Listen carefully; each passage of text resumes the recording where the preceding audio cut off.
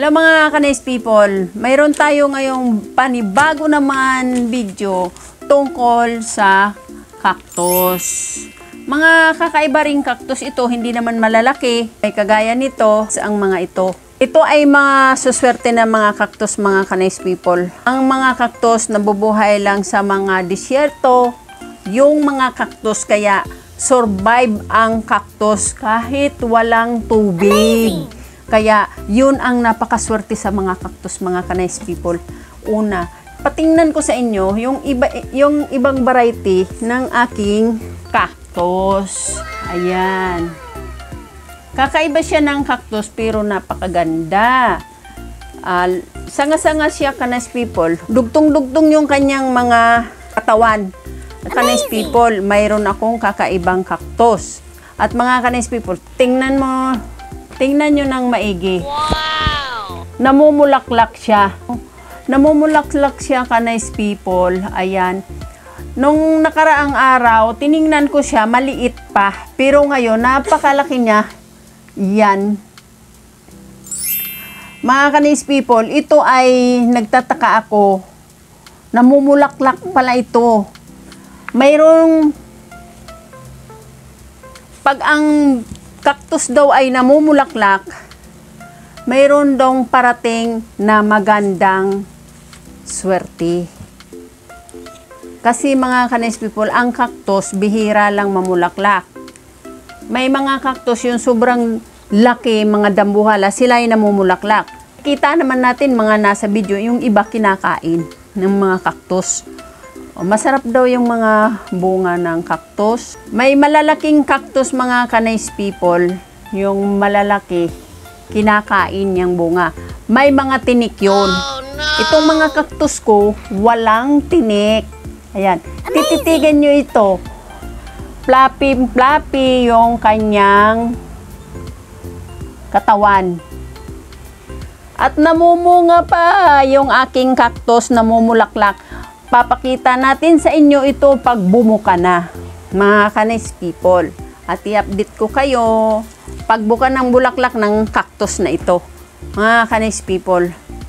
Itong aking inalagaan ng mga cactus ay walang mga tinik, kaya asahan nyo, napakaswerte nito na mga cactus. Update ko kayo pag nabulaklak na ito.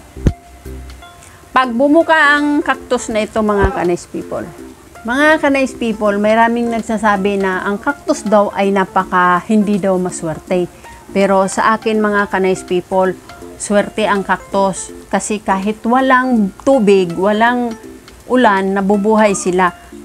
Katunayan mga ka-nice people, survive sila sa napakahirap na sa mga halaman yung walang dilig. No?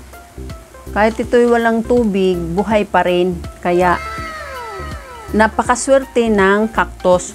Mga ito mga ka-nice people, walang tinik ang aking mga cactus na inaalagaan. Kagaya nito, ito. Papalapit-lapit ko, ayan, napaka-crush na crush ko yan mga ka-nice people, yung cactus na yan. At ipakita ko sa inyo kung paano ko ito pinopropagate.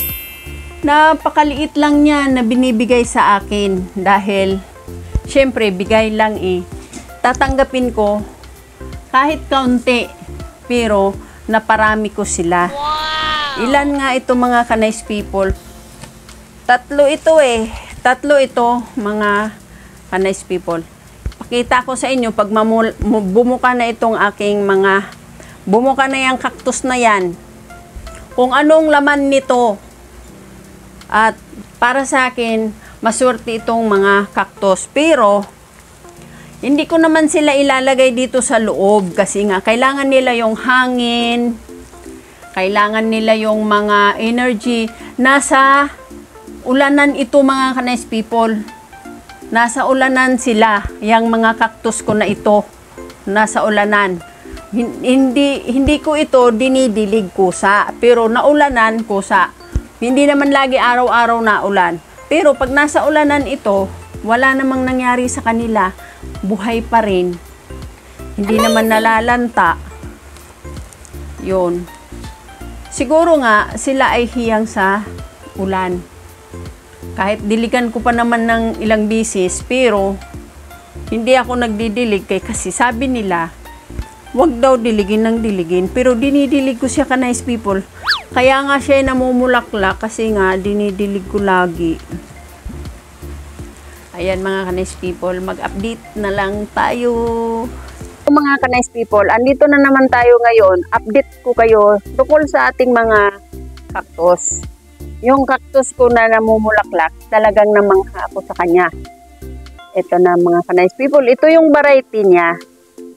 Ito, tatabi muna natin. At ipakita ko sa inyo kung paano sila bumuka pala. Yan.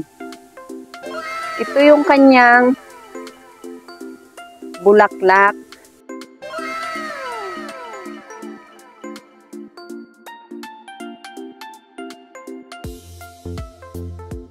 Tingnan nyo na lang ka-nice people, star yung kanyang bulaklak.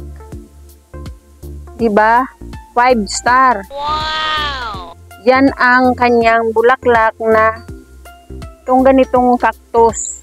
Ayan. Binigay lang sa akin ito na cactus, mga ka-nice people.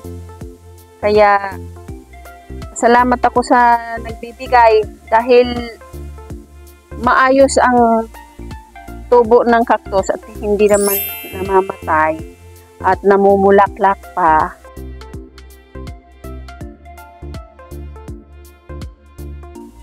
Five. At saka bear, no? Bear month na siya ang namumulaklak. Tingnan mo ka-nice people, ang daming langaw. So, napakaswerte ng halaman na cactus na are. Kasi sa lahat ng pagkakaalam ko, ang cactus, ang nilalangaw, maswerte. Pero ito mga ka-nice people, tingnan mo ang langaw.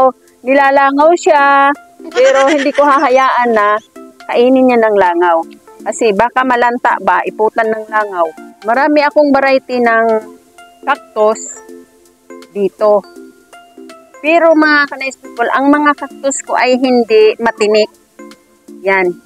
Ang sabi nila, masama daw may tinik.